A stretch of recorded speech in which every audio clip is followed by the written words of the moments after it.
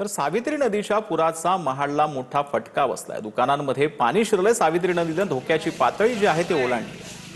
त्याचा आढावा घेतला आमचा प्रतिनिधी।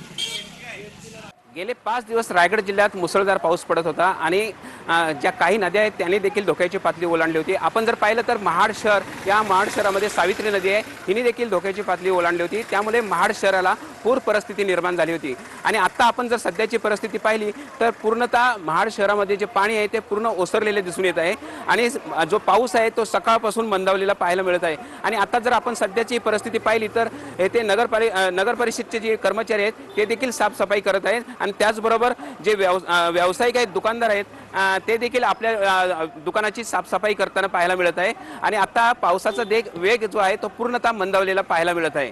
दीपक दबके, TV9 मराठी, रायगड।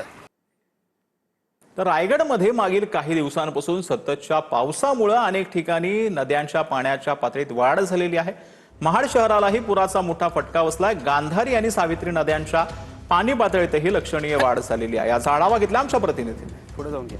रायगड जिल्ह्यात सतत कोसळणाऱ्या पावसामुळे अनेक ठिकाणी ज्या नद्या आहेत त्या देखील दुथडी भरून वाहू लागल्या होत्या आणि धोक्याची देखील पातळी ओलांडली होती। आता जर उभा आहे मी गांधारी नदी, या गांधारी नदीने देखील धोक्याची पातळी ओलांडली होती आणि परिसर जो आहे पूर्णतः जलमय झाल्याचं, अनेक ठिकाणी पाणी साचलं होतं। महाड शहरामध्ये पाणी शिरलं होतं आणि आता जर ही सध्याची परिस्थिती पाहिली तर पूर्णतः जी नदी आहे, गांधारी नदी आहे, ती पूर्णतः खालावलेली पाहायला मिळत आहे आणि पाऊस जो आहे तो पूर्णतः मंदावलेला आहे। आपण सध्याची दृश्य पाहू शकताय। आज सकाळपासून पावसाचा जो वेग आहे तो पूर्णतः कमी झाल्याचं दिसून येत आहे। त्यामुळे नागरिक असतील आणि त्याचप्रमाणे व्यावसायिक असतील महाड शहरामधील, त्यांना देखील मोठा दिलासा मिळाला आहे।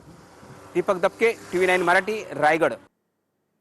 तर शहापूरमध्ये सतत पडणाऱ्या मुसळधार पावसानं गोनेनगर भागात पाणी साचलंय। गोनेनगर भागामध्ये अनेक घरांमध्ये पाणी शिरलंय। इमारतींमधील पिण्याच्या पाण्याच्या टाक्यांमध्ये ही पाणी गेलेलं आहे। तर शहापूरमध्ये गोनेनगर भागामध्ये घरात पाणी शिरलेलं आहे। इमारतीमधल्या पिण्याच्या पाण्याच्या टाक्यांमध्ये हे पाणी गेलं।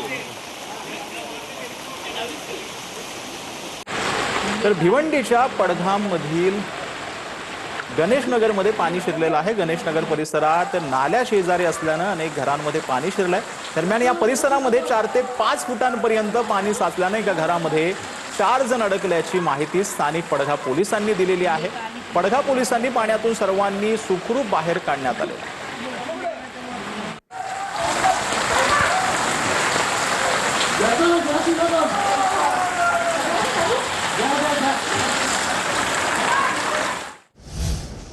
तर आता बातमी आहे सातारा जिल्ह्यामधून। परळी खोऱ्यामध्ये असणारे आलवडी गावाला